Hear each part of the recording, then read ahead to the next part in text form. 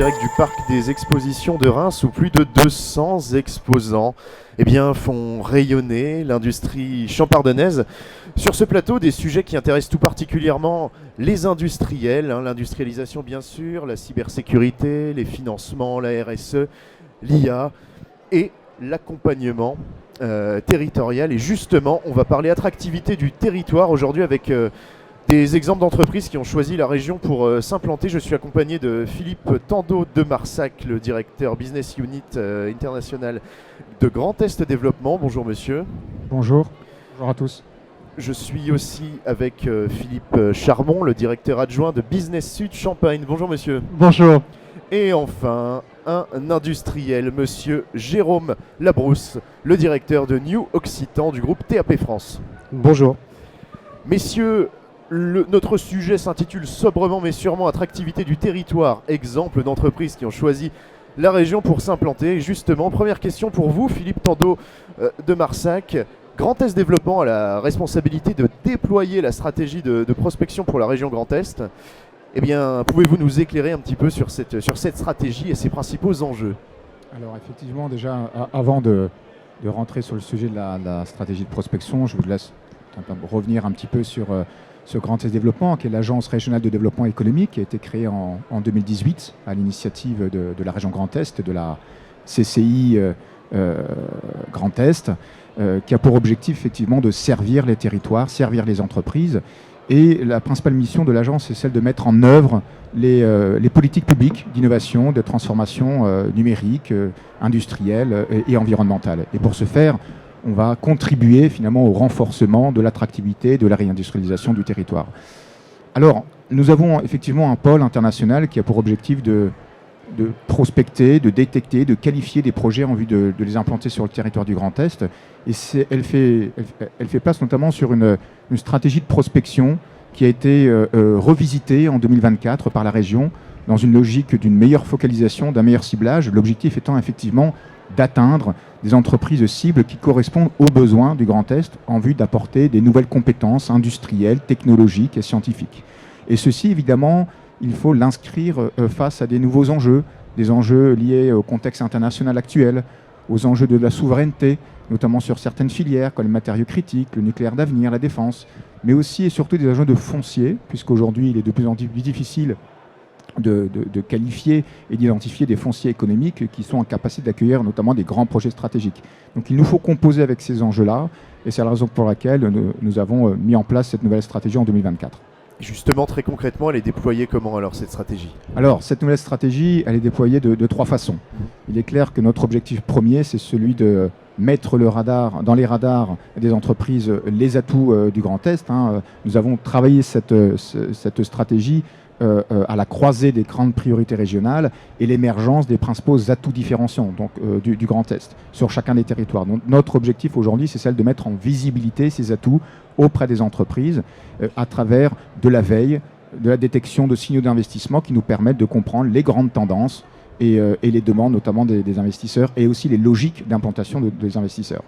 Nous travaillons au quotidien sur de la prospection ciblée en direct à travers de la présence sur des salons, sur des forums, sur des séquences attractives dédiées, là aussi pour mettre en visibilité nos atouts et être dans une opération de séduction auprès des investisseurs. Et puis, nous travaillons aussi avec Business France, qui est notre partenaire premier, qui travaille sur la prospection dans le monde entier et qui est en capacité effectivement de nous redescendre des projets captifs ou mobiles qu'il nous faut travailler en pleine collaboration avec l'ensemble des territoires. Donc voilà un petit peu la façon dont nous déclinons notre stratégie de prospection qui, je dois dire aussi, est principalement focalisée sur des grandes zones géographiques ciblées, que ce soit l'Europe, au premier rang desquelles l'Allemagne et la zone rhénane, l'Amérique du Nord, le Canada en particulier, et le Japon aussi, pour lequel nous commençons à retisser des liens depuis 2 ans maintenant avec la communauté d'affaires japonaise.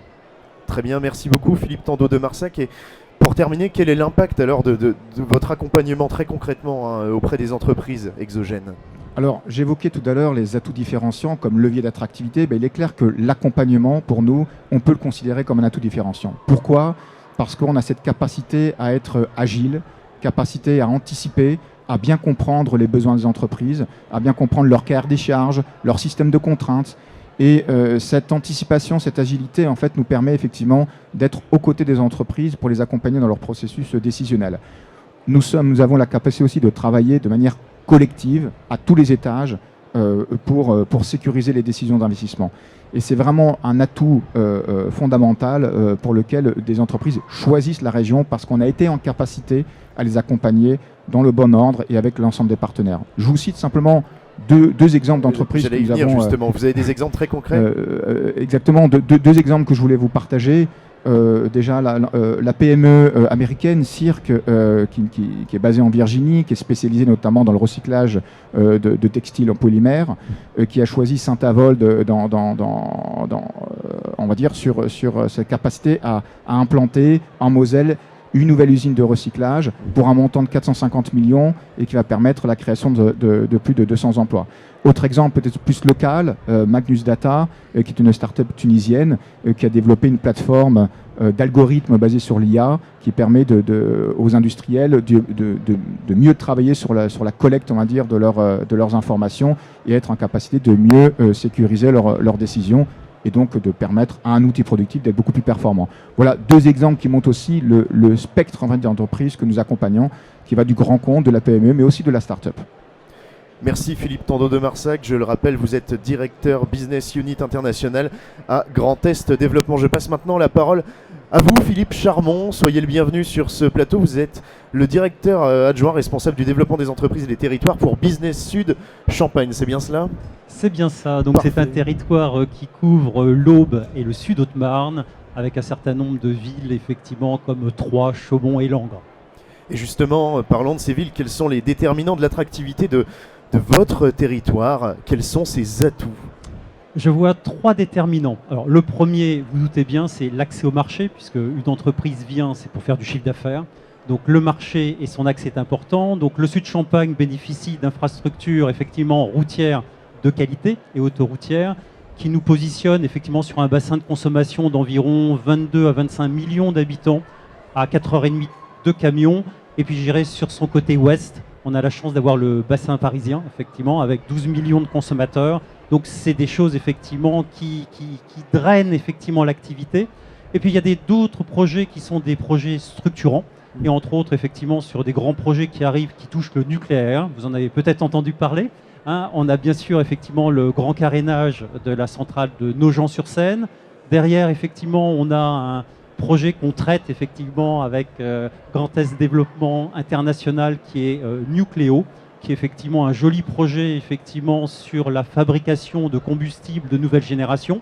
Et puis derrière, on a des chances d'avoir effectivement l'arrivée de 2 EPR, ce qui nous amènerait effectivement à un investissement global de plus de 12 milliards d'euros sur les 10 prochaines années, avec la potentialité, la création de 10 000 emplois. Donc, je dirais, des activités et des marchés comme ça qui s'ouvrent sont des facteurs d'attractivité effectivement puissants. Bien sûr, c'est certain. Et donc justement, comment l'agence Business Sud Champagne, eh bien, elle facilite le travail du dirigeant à l'implantation? Parce que c'est pas le tout d'être attractif, il faut aussi qu'on se fasse faciliter un petit peu la tâche quand on est dirigeant. Bien sûr. Il y a 2 points qui est, deux motivations. Le premier, c'est plutôt la partie sécurisation effectivement de l'implantation. Et le deuxième, c'est comment on peut optimiser le business model de l'entreprise. Ça va être effectivement nos 2 facteurs effectivement, qui sous-tendent notre action. Et puis derrière, effectivement, on va avoir une tendance à mobiliser des compétences pour proposer les meilleures solutions. Alors en solutions, très clairement, on va avoir des solutions effectivement foncières, immobilières, des solutions en matière effectivement d'intermédiation avec les services de l'État et des collectivités, de recrutement, de formation, d'ingénierie financière, toute la notion effectivement de mise en contact avec les écosystèmes, qui sont des choses effectivement qui sont importantes. Et je dirais l'ensemble de ces solutions sont construites bien sûr avec les équipes internes de l'agence, mais sont ouverts effectivement à un certain nombre, je dirais, d'experts, parce qu'on va les chercher effectivement pour être le meilleur et apporter la meilleure solution. Alors, que ce soit des experts privés ou des experts publics, ça crée effectivement des collectifs qui sont puissants. Et en général, quand on implante, c'est la force du collectif effectivement qui parle. Je donne l'exemple effectivement, par exemple, d'une implantation comme on a fait pour Clarins, qui était effectivement une implantation effectivement d'importance. Et c'est bien la réussite de tout le territoire effectivement qu'il faut mettre en avant pour effectivement cette implantation je dirais, de qualité. Et justement, on parle d'implantation de qualité, mais après l'implantation, alors le dirigeant, comment il peut compter sur vous? Alors, en général, quand il y a eu l'implantation, on a créé effectivement le contact, la confiance. Et là, très clairement, je dirais, on va dérouler sur l'ensemble, en fin de compte, je dirais, des facteurs de succès de l'entreprise. Je donne effectivement des exemples par rapport à des écosystèmes qui nous animent. Quand on a implanté Garnica, qui est effectivement une entreprise de déroulage de peupliers, aujourd'hui, effectivement, on l'accompagne aussi bien sur des problèmes de process, sur des problèmes de transition. Je pense effectivement à une entreprise comme Woodoo, qui amène effectivement des nouvelles techniques effectivement d'usage du bois, où là, très clairement, c'est aussi bien notre capacité de R&D qui est sollicitée à travers effectivement la Technopole, que effectivement des solutions immobilières qui sont là et qui permet effectivement d'avoir un bon accompagnement. Alors aujourd'hui, on a la chance effectivement d'avoir Jérôme à côté de nous, donc de l'entreprise TAF France. Je vous laisserai effectivement la main, mais aujourd'hui, elle a implanté et elle est en phase effectivement de développement et il nous en dira plus tout à l'heure. Mais c'est vrai qu'on continue effectivement à l'accompagner sur des problématiques effectivement de foncier ou sur des problématiques effectivement d'optimisation de process, entre autres à travers effectivement des projets innovants de déploiement effectivement d'IA potentiel pour faciliter la mise en place de devis automatiques, etc. Mais c'est déjà une autre histoire. Mais néanmoins, on engage effectivement cette collaboration sur tous les créneaux. Merci beaucoup Philippe Charmont. Bon, je laisse la place en effet peut-être au meilleur ambassadeur, puisqu'il a vécu l'accompagnement de Business Sud Champagne et bien sûr de Grand Est Développement. Eh bien, c'est Jérôme Labrousse, le directeur de New Occitan du groupe TAP France. Alors d'abord, est-ce que vous pouvez, Jérôme, nous présenter le groupe TAP France avant de passer au concret? Oui, alors bonjour. J'appartiens au groupe TAP France. C'est un groupe qui est jeune, qui a 24 ans. Ça représente environ 400 collaborateurs pour un chiffre d'affaires global de à peu près 100 millions d'euros. Donc il y a des usines en France, il y a des structures commerciales en France, un réseau commercial qui quadrille toute la France, mais aussi il y a des usines en Europe, notamment en Ukraine, en Pologne, en Espagne, et donc on distribue donc des produits destinés à les équipements B2B. Voilà, sur l'ensemble de l'Europe.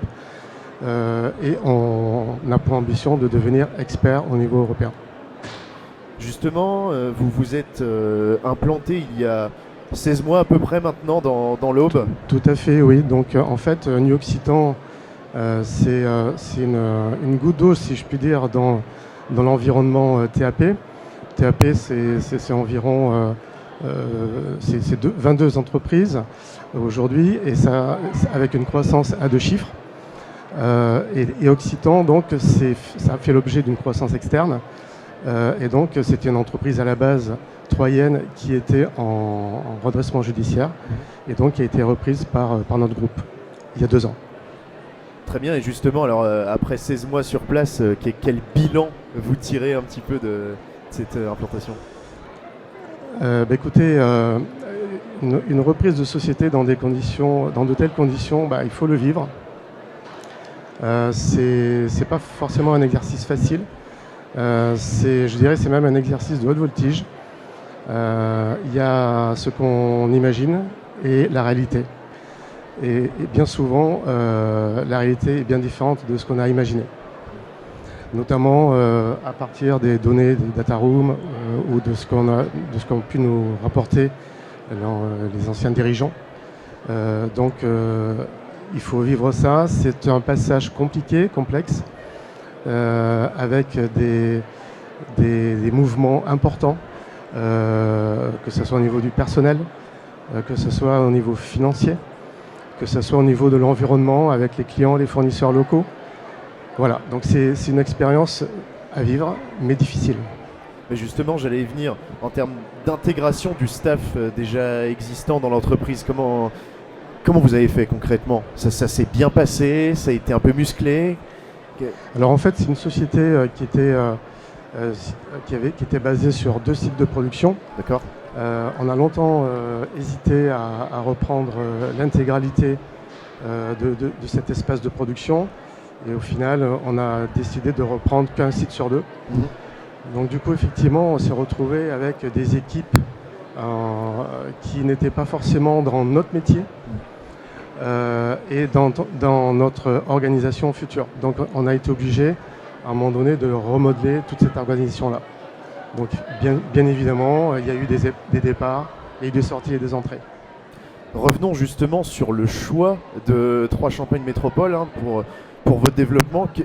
Ça a été quoi les déterminants un petit peu de cette reprise alors? Alors ça faisait très longtemps qu'on cherchait un site de production pour alimenter dans nos métiers bien sûr et nos produits Île-de-France, le nord de la France et le Grand Est. Et donc ça faisait au moins 4-5 ans qu'on cherchait un site industriel avec un fort potentiel. Et on a même, à un moment donné, on est même passé par la case terrain vague et puis on construit tout. Voilà. Okay. C'est une option qu'on a étudiée mais qu'on n'a pas retenue. Parce que c'est encore plus difficile, si je puis dire, que de reprendre un existant. Même si reprendre un existant, c'est pas facile, ceci étant, ça nous paraissait beaucoup plus abordable et facile à remettre en route plutôt que de démarrer d'une page blanche. Justement, vous reprenez l'existant, vous avez l'ambition d'investir pas moins de 7 millions d'euros sur le site avec un soutien de la région Grand Est de 200 000 euros. Votre objectif, c'est de devenir très clairement très performant. Oui, absolument. Donc en fait, on a repris cette société qui était composée de bureaux de 1000 m² que l'on a détruits puisque ça ne correspondait pas à notre activité future. Nous avons récupéré aussi un bâtiment existant de 3500 m² que l'on est en train de remettre au goût du jour et de remodeler pour nos futures activités. Et en plus, on a pour projet donc de faire une extension de bâtiment de 3500 m², en plus de l'existant. D'accord. Justement pour accueillir des capacités de production permettant donc depuis 3 d'assembler des pièces et des composants métalliques de grande taille. Et dans ce plan de développement, alors quid de la robotisation, Jérôme? Alors la robotisation, si je peux dire, c'est la cerise sur le gâteau. C'est-à-dire que c'est une fois que le bâtiment est construit, une fois qu'il est adapté à nos besoins, que nos équipes, que nos collaborateurs sont structurés, organisés avec les bonnes compétences, ensuite et que les process sont en place. Ensuite vient la phase de robotisation. Mais ça, c'est vraiment la cerise sur le gâteau. C'est la dernière étape. Bah justement, peut-être qu'avant de parler de robots, j'aurais pu vous parler d'emploi, puisque vous budgétez pas moins d'une centaine d'embauches en 4 ans, c'est bien cela? Alors si on arrive à tout mettre en place, oui, c'est notre objectif. Ouais, tout à fait. Et en termes de profil, alors vous recherchez quel type de profil? Dans un premier temps, on recherche des profils des opérateurs de production dans le domaine de la métallerie. Mais on va très rapidement mettre en place de nouvelles structures de peinture, thermolaquage, peinture liquide. Donc on aura besoin de compétences dans ces domaines-là aussi. Et vous avez réfléchi un petit peu à susciter l'appétence des publics pour TAP, pour qu'ils vous rejoignent aujourd'hui? Vous pouvez peut-être lancer un appel sur ce plateau? Oui, bien sûr. On essaye autant que faire se peut. On en profite sur des salons comme ça, effectivement, de faire parler de nous. Bien évidemment, dans les mois, les années à venir, on aura besoin effectivement d'un vivier de compétences pour nous rejoindre et nous développer. Très bien, le groupe TAP, un groupe en plein développement. Donc, merci beaucoup, messieurs, d'avoir pris la parole sur le plateau de Business Industrie. Et puis à très bientôt. Merci. Merci à vous. Au revoir. Merci, à bientôt.